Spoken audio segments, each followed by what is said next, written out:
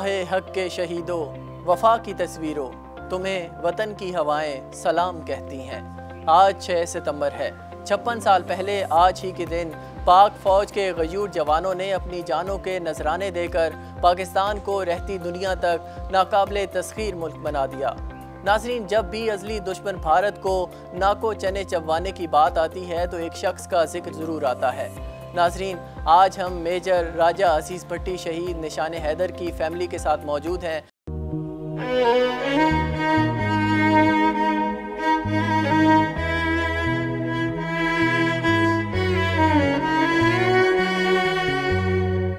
ناظرین، آج ہمارے ساتھ موجود ہیں میجر ریٹائرڈ ظفر بھٹی صاحب، ان سے بات کرتے ہیں۔ سر، سب سے پہلے ہمیں میجر صاحب کی زندگی اور ان کے بچپن کے حوالے سے بتائیے گا کہ ان کے بچپن کا کوئی ایسا واقعہ جو وہ اکثر آپ کے ساتھ شیئر کرتے ہوں۔ میجر صاحب ہانگ کانگ میں پیدا ہوئے تھے کیونکہ ان کے والد صاحب وہاں گئے تھے ایز اے ینگ مین، اور وہ ادھر ہی پیدا ہوئے، وہاں ہی پڑھے اور یونیورسٹی بھی وہاں اٹینڈ کی اور گریجویشن وہیں سے کر کے 1948 کے قریب آئے تھے واپس جب پاکستان بنا تھا۔ تو سر، جیسا کہ آپ نے فرمایا کہ وہ ہانگ کانگ میں پیدا ہوئے، تو وہ کون سا جذبہ تھا جو ان کو پاکستان لے کے آیا اور کس جذبے کے تحت وہ پاک فوج میں انہوں نے شمولیت اختیار کی؟ وہ ہمیں بتایا کرتے تھے ہمیشہ کہ ہم لوگ وہاں ہی پیدا ہوئے، اس وقت کوئی پاکستانی تھا، کمبائنڈ انڈیا تھا۔ جب پاکستان بنا تو ایک اپنا ملک بن گیا، تو ہمارا پہلے تو کوئی ملک ہی نہیں ہے سچ تھا، تو بہت ہی ہم کوئی خوش قسمت تھے کہ اس وقت یہ بنا اور ہمیں موقع ملا کہ واپس آنے کا۔ ایک آرمی آفیسر کی زندگی ہمیشہ سے بڑی مصروف ہوتی ہے، تو وہ بطور باپ کیسے تھے اور آپ کو یا گھر والوں کو کتنا ٹائم دیتے تھے؟ مصروف تو ہوتی ہے زندگی، بالکل آپ بجا فرما رہے ہیں، لیکن ان کے وہ اپنا ٹائم نکال لیتے تھے سب کے لیے۔ دفتر سے واپس بھی جب آتے تھے تو اس کے بعد اپنا کام بھی کرتے تھے ساتھ، اور ساتھ ساتھ ہمیں بھی کوچنگ بھی کرتے تھے۔ اگر کوئی ہمارے اسٹڈیز میں کچھ ہمیں نہ پتہ ہو، ہم نے کسی نے ٹیوشن نہیں لی، سارا انہوں نے خود ہی ہمیں بتایا کرتے تھے۔ اور ماشاءاللہ فیملی بھی ہماری کافی بڑی تھی، 6 بردر سسٹرز، تو سب کو ٹائم دیا کرتے تھے۔ ان کے پاس ایک وہ ملٹی ٹاسکنگ میں بڑے ایکسپرٹ تھے، 2 3 کام اکٹھے کر رہے تھے، اپنا کام بھی ساتھ کرتے رہتے تھے، ساتھ ساتھ ہمیں بھی۔ اور اگر لے کے جانا، ایک بچے کو سکھا رہے ہیں کچھ چیز تو دوسرے بچے کو اس کو کہنا یہ تم یہ کرو۔ سو ہمیں ساری انہیں سوئمنگ، ٹینس، اسکواش، یہ ساری ہمیں انہیں خود ہی ایز چلڈرن ہمیں سکھائی تھی وہ۔ سر، کھانے پینے کا شوق تھا میجر صاحب کو، کون سی ایسی چیز تھی وہ جو کھانے میں گھر میں سب سے زیادہ بنواتے تھے یا وہ شوق رکھتے تھے کھانے کا؟ سرپرائزنگلی کوئی وہ ان کو کوئی یہ نہیں تھا کہ کوئی اسپیشلی بنائے، کوئی جو بھی بنتا تھا تو کھا لیتے تھے، اور کبھی کوئی ایسی اسپیشل فرمائش نہیں کی کہ یہ بنانا ضروری۔ جو بھی میری امی بنایا کرتی تھی وہ بڑے آرام سے، کبھی کوئی نخرہ نہیں کیا۔ وہ کہتے ہیں ہم نے بہت اچھے دن دیکھے ایز چلڈرن، جب کہ ہم لوگ وہاں ایفلوئنٹ تھے، بڑے اچھے گھروں میں، اچھے ایریاز میں بڑے ٹاپ رہتے تھے۔ اور جب پھر سیکنڈ ورلڈ وار شروع ہوئی اور جب پانی آئی تو پھر ہم بالکل، ہمارے پاس کئی دفعہ کھانے کے لیے بھی نہیں ہوتا تھا، اور ہم لوگ جا کے چھوٹے چھوٹے کام کر کے آتے تھے ایز گریجویٹس۔ میجر صاحب کو موسیقی یا فلم بینی کا شوق تھا، کون سی ایسی فلم تھی یا موسیقی میں کون سی چیز ان کو سب سے زیادہ، میوزک میں کیا پسند تھا؟ جی بہت، وہ موسیقی اس ٹائپ کی نہیں کہ جیسے کوئی لائک کلاسیکل اور سم تھنگ، بٹ وہ ماؤتھ آرگن بجایا کرتے تھے، اس کے اندر ہر قسم کی ٹیونز، پاکستانی بھی اور جرمن بھی، انگلش کی ٹیونز، انگلش میں بہت اچھے تھے، very very master that language اور ماسٹر جرمن لینگویج آلسو۔ سو ان کو دونوں میں بڑی مہارت تھی، اور دونوں میں ان کے گانے جو تھے وہ بجایا کرتے تھے اس کے اوپر۔ ہفتے میں ایک دفعہ سروسز کلب جو ہوتا تھا کوئٹہ کا، ادھر مجھے یاد ہے جایا کرتے تھے ہر سیٹرڈے کو، وہاں کی شام کو ہوتی تھی مووی، اور بڑے جو بھی انگلش کبھی ہوتی کبھی اردو ہوتی تو بڑے شوق سے سارے دیکھتے تھے۔ اور وہ ریگارڈنگ میوزک ان کا جو ایک فیوریٹ تھا جو بڑا اچھا بجاتے تھے، وہ ایک گانا ہے لارا لپا لائی رکھ دا، وہ والا بجاتے تھے ماؤتھ آرگن پہ، بڑا اچھا اس کو۔ آپ کے لیے یا آپ کی فرمائش پر کون سی ایسی پسندیدہ چیز وہ آپ کے لیے لایا کرتے تھے؟ ایکسرسائزز پہ تو ہر سال جایا کرتے تھے، لیکن وہاں تو ہارڈلی اینی تھنگ، بٹ اگر باہر فار ایگزامپل جرمنی جب گئے تھے تو ہمیں جو بھی چیزیں میرے لیے، مجھے یاد ہے کہ وہ پین نائف ہوتا تھا جس کے اندر سوئس نائف جس کو کہتے ہیں، 10-15 اس کے اندر چیزیں ہوتی تھی، وہ مجھے شوق تھا، مجھے انہیں لا کے دیا، اور میرے بھائی کے لیے ایک گھڑی لا کے دی، اسی طرح سسٹرز وغیرہ کے لیے ہر ایک کے لیے کوئی چھوٹا چھوٹا پریزنٹ، مدر کے لیے بھی اسی طرح، اور بھائیوں کے لیے بھی اسی طرح لے کے آیا کرتے تھے، بٹ جتنا بھی کر سکتے تھے وہ کرتے تھے۔ سر یہ بتائیے گا کہ میجر صاحب کو سیاحت کا بھی شوق تھا، کون سی ایسی پاکستان میں جگہ تھی جہاں پہ وہ جانا پسند کرتے تھے؟ ان کو یہ ناردرن ایریاز کی طرف بڑا پسند تھا۔ ہم لوگ آئی ریمبر ایبٹ آباد میں ہوا کرتے تھے، تو وہ کئی دفعہ چلے جا کرتے تھے ود سم فرینڈز کے، بھائی چلو کوئی ایکسرسائز ہو رہی ہے تو وہاں سے نکل کے آگے جا کے 2-3 جگہ جا کے دیکھ کے آنا۔ ماؤنٹنز ان کو بڑے پسند تھے، ماؤنٹن ایریاز۔ سر کبھی اندازہ تھا کہ وہ یوں اس طرح سے بچھڑ جائیں گے اور اتنے عظیم رتبے پر فائز ہوں گے؟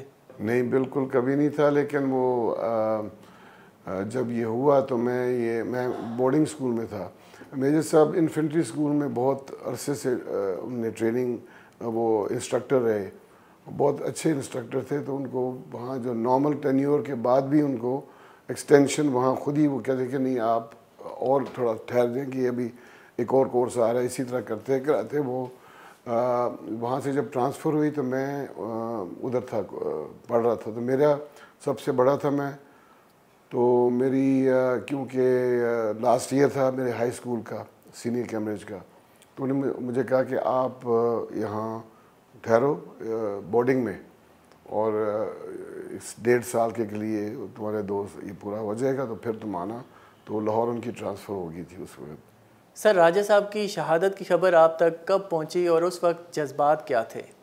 مجھے جو اس وقت میں بورڈنگ میں تھا کوئٹہ میں، جیسے میں بتا رہا تھا، تو مجھے ان کا لیٹر، میرے گرینڈ فادر، میرے دادا کا لیٹر آیا میرے پرنسپل کو کہ اس طرح ہو گیا ہے اور میجر صاحب شہید ہو گئے ہیں، اور بڑی بہادری سے لڑتے رہے، ان کے سارے کولیگز یہ کہتے ہیں کہ بڑی اور بڑا اہم کردار انہوں نے ادا کیا ہے ادھر بارڈر کے اوپر۔ اس وقت نشان حیدر نہیں اناؤنس ہوا تھا، بیکاز اس کی سائٹیشن انہوں نے بھیج دی ہوئی تھی وہ، لیکن وہ بتاتے نہیں ہیں آرمی اس وقت تک، جب تک ملتی نہیں ہے۔ تو مجھے 20 تاریخ کو خط ملا، وہ اس وقت تک انہوں نے دفنا دیا تھا، اور انہوں نے مجھے، دادا نے بھی یہی کہا کہ آپ کے آنے کی ضرورت نہیں ہے یہاں بھی، کیونکہ آپ کا کوئی فائدہ نہیں آنے کا، آپ کے ہر جو ہوگا، ابھی 2-3 مہینے رہ گئے ہیں آپ کے ایگزامس کو، تو یہی ان کی بھی خواہش ہوتی جو کہ وہ آپ وہیں کریں کام۔ اور پھر میں آیا واپس دسمبر میں 1965 میں، اور اس وقت نشان حیدر اناؤنس ہوا 21 کو، جب مجھے پتہ لگا ایک دن پہلے، تو نیکسٹ ڈے پھر میں اسکول میں جب گیا تو سب دوستوں نے اور ٹیچرز نے بھی سب بتایا کہ یہ آج کے اخباروں میں یہ سارا کچھ آیا ہے، اور کافی مطلب نیچرلی وہ بندہ ایک تو پہلے ہی اپسیٹ ہوتا ہے، پھر وہ ایک دم ایک ایلیشن سی ہوتی ہے کہ دیکھو جی چلو اگر اتنی بہادری سے لڑے اور اتنا بڑا اعزاز لیا تو باعث فخر بن جاتا ہے، اور اس سے بہت ہیلپ ہوتی ہے آپ کے دکھ یا صدمے کے اندر کہ اگر گئے ہیں تو کس طریقے سے گئے ہیں اور کتنی اچھی مطلب ان کی شہادت تھی۔ سر ایک والدہ کی ہمیشہ سے اپنے بیٹے کے ساتھ کافی اٹیچمنٹ ہوتی ہے، تو جب ان کو ان کی شہادت کی خبر ملی تو اس وقت جذبات کیا تھے گھر والوں کے؟ اس ٹائم ایز اے سیٹ کہ جس وقت شہادت ہوئی تو میں تو تھا نہیں، میں 3-4 مہینے بعد آیا، لیکن جب واپس بھی آیا تو نیچرلی مدر بھی اس وقت تھوڑا صبر بھی مل جاتا ہے، اور مطلب ہے کہ ایک ہمت بھی مل جاتی ہے، تو بڑی کمپوز تھیں، اور میری مدر نے بہت بڑا ہمارا ایک کردار ادا کیا ہماری ایجوکیشن میں، ہماری اپ برنگنگ میں، 6 چلڈرن کو بڑا کرنا، اور سب سے چھوٹا اس کو 4 مہینے کا تھا میرا بھائی، اور میں اس کو 16 کا تھا، تو انہوں نے بہت ہمت سے انہیں کام لیا، اور انہیں بہت اچھے طریقے سے ہمیں سب کی پرورش کی اور ایجوکیشن دی، سب میرے بہن بھائی جو میں سے چھوٹے. میں تو آرمی میں چلا گیا تھا اسی وقت 1 سال بعد. تو ان کی ایجوکیشن پہ ساری up to masters at least سب کا, سسٹرز کی بھی, بھائیوں کی بھی. ایک ڈاکٹر ہے میرا بھائی, 2 انجینئرز تھے, ایک انجینئر تھا اور ایک اور ابھی بھی انجینئر ہے, وہ حیات ہے, اور دونوں سسٹرز نے میرے ماسٹرز کیا ہوا تھا. سر آپ نے خود آرمی آفیسر کے طور پر فرائض سر انجام دیے, تو آپ کا شروع سے شوق تھا یا والد کی شہادت کے بعد آپ نے یہ ارادہ کیا کہ آپ نے بھی پاک آرمی کو جوائن کرنا ہے؟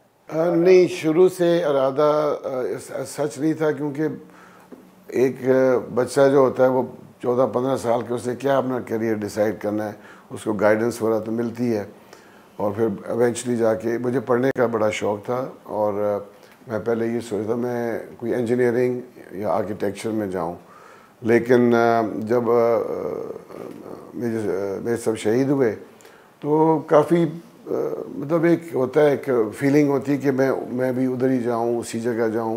میری مدر نے بھی مجھے کہا کہ آپ جائیں. میرے اس وقت پھپھا تھے, وہ بھی نیوی میں تھے, میرے چچا ایئر فورس میں تھے, تو وہ سب نے کہا کہ یہ کسی آرم فورسز کے اندر اس کو جانا چاہیے, کسی ڈیفینس فورسز میں. تو پھر میں نے ڈیسائیڈ کیا کہ میں آرمی میں جاؤں گا. اور پھر میں 1967 میں پھر جو بیچ میری ایج وہاں بنتی تھی 18 ایئرس, تو میں نے پھر وہاں جوائن کر لی تھی آرمی. جنگ پر جانے سے پہلے ان سے آپ کی ملاقات آخری کب ہوئی, اور ان کی کوئی ایسی بات یا نصیحت جو آپ کو ہمیشہ یاد رہی ہو؟ آخری بات میری جولائی میں ہوئی تھی, جب میں یہاں آیا تھا چھٹیوں پہ, وہ کوئٹہ سے. تو وہاں ملے, لیکن اس وقت تک تو کوئی جنگ کا نام و نشان نہیں تھا. جیسے کہ نارمل چھٹیوں میں آتے ہیں, انجوائے کرتے ہیں سب بہن بھائیوں کے ساتھ, دوستوں کے ساتھ, پیرنٹس کے ساتھ. وہ اسی طرح فل ہمیں اٹینشن مجھے بہت زیادہ ایکسٹرا ملتی تھی, کیونکہ میں گھر پہ نہیں رہ رہا تھا. تو اس بس جولائی کے بعد پھر نہیں میری ملاقات ہوئی. وہ یہ کہتے تھے کہ کوئی کام جو کرو تو اس کو پوری اپنی محنت اور لگن کے ساتھ کرو, یا نہ کرو اس کو. پھر آپ نے کوئی کیریئر بنانا ہے تو اس کو پھر پورا اس کے اوپر فوکس کر کے کرو. اور اگر آپ کے کوئی راستے میں آتا ہے, کوئی آپ کو مطلب ہے کہ غلط کوئی مطلب ہے کہ آپ سے بات کرتا ہے, یا جو کہ آپ صحیح ہیں اور وہ ٹھیک وہ صحیح نہیں ہے, تو آپ اپنا موقف پہ ڈٹ جائیں اور ڈرے نہیں کسی چیز سے. پھر دیکھیے جی, زندگی میں اپنا راستہ خود بنانا ہوتا ہے. یہ نہیں کوئی, اگر بزنس میں بھی کر رہا ہوں تو کوئی بزنس میں لحاظ نہیں کرتا. وہ ٹھیک ہے, آپ کی عزت کریں گے, احترام کریں گے, لیکن اینڈ آف دا ڈے آپ نے اپنے آپ کو پروو کرنے کہ آپ کس طریقے سے وہ کام کرتے ہیں, اور کیسا آنیسٹلی, ایمانداری سے, یا مطلب ہے کہ جیسے بھی آپ نے کوئی پروڈکٹ ہم لوگ مینوفیکچر اگر کرتے ہیں, تو ہماری یہ کوشش ہوتی تھی کہ وہ بیسٹ پروڈکٹ ہو اور وہ خود ہی سیل ہو. اسی ٹائپ کی ایک لگن ہونی چاہیے ہر کام میں, جو بھی ہو, جو بھی آپ کام کریں. اور یہ ہمارے سب بہن بھائیوں کو یہی بتایا. جو انجینئرز تھے وہ ٹاپ کے انجینئرز ہیں, جو ڈاکٹر تھے ٹاپ کا ڈاکٹر. ہر جگہ وہ مطلب ہے کہ اپنی فیلڈ میں ایکسیل کیا ہے. تو وہ بھی دیکھیے, ہر بندہ جو ہے نا وہ تو آرمی میں نہیں جا سکتا, یا مطلب ہے کہ میں ڈاکٹر نہیں بن سکتا, یا مجھے نہیں شوق. تو وہ کام میں نے کیا جو مجھے شوق تھا, اور وہی میں ابھی بھی بڑے مطلب ہے کہ انجوائے کرتا ہوں اپنے کام کرنے کے لیے. سر آخر میں کوئی ایسا پیغام جو آپ دینا چاہیں؟ جی, پیغام تو یہ ہے کہ ہم نے بھی ابھی میری بھی 72 ایئرز ایج ہو گئی ہے, اینڈ اس وقت تو میں 16 کا تھا, لیکن میں نے بہت کچھ دیکھا ہے کنٹری میں ہوتا, اپس اینڈ ڈاؤنز. اس وقت ہم ایک اور چوراہے پہ کھڑے ہیں جو ہمیں ایک بہت بڑا چانس ہے, اور یہ موقع بار بار نہیں آتا. ایسے لیڈرز بھی بار بار نہیں آتے, کبھی کبھار آتے ہیں. موقع دیکھ کے ہم اکٹھے ہو جائیں گے تو ہمیں آسمان تک چلے جائیں گے. ہمیں ایک لیڈر ہمیشہ یہی چاہیے تھا کہ جو انسیلیبل ہو, جو کہ پوری پاکستان کو اپنا پاکستان سمجھے. یہ پیسہ تو آتا جاتا رہتا ہے, لیکن جو ملک نہ ہو تو پھر کیا ہے. آپ دیکھیں, یہ میرے فادر کہا کرتے تھے کہ جس کے ملک نہیں ہے, فلسطین کو دیکھے, اور جگہوں کو دیکھے. ان کے لیے تو صرف ملک کی ایک شناخت ہی نہیں ہے ان کی. تو یہ ہم بھول جاتے ہیں. ہم اپنے حق مانگتے ہیں, لیکن اب یہ نہیں دیکھتے کہ ہم اپنا حق بھی ادا کر رہے ہیں ملک کے لیے نہیں. اور کسی فیلڈ میں بھی ہوں آپ کر سکتے ہیں اس کو. سر بہت شکریہ آپ کے وقت کا, اپنے ٹیلنٹ نیوز کو ٹائم دیا. بہت بہت شکریہ, تھینک یو سو مچ.